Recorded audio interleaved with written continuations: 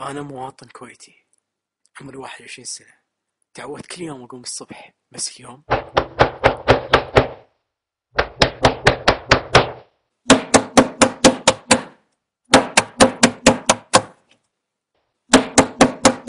قوم قوم، دشوا علينا، الكويت راحت.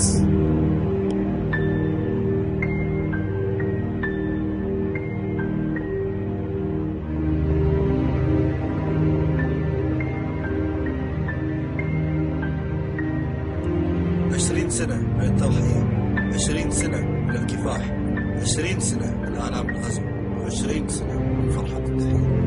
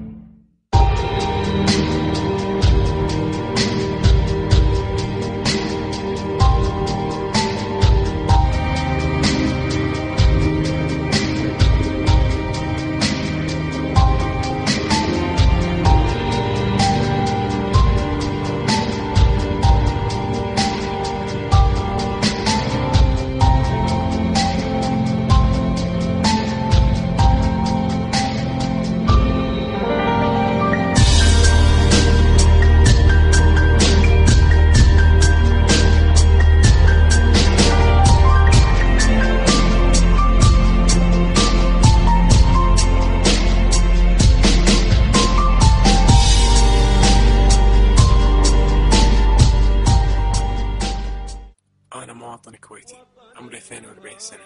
تعودت أقوم على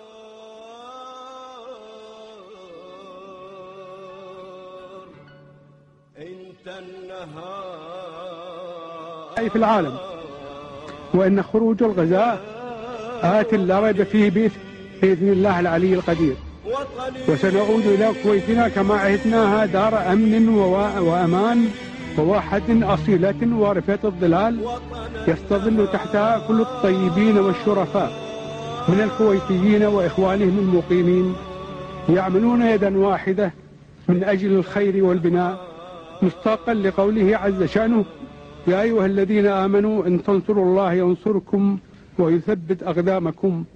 صدق الله العظيم، والسلام عليكم ورحمة الله وبركاته.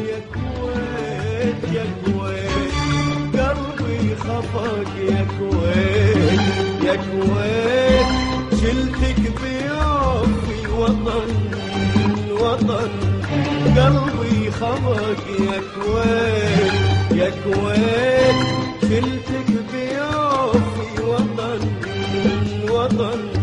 انت الوطن بس انت الاصل بس انت الوطن بس انت الاصل.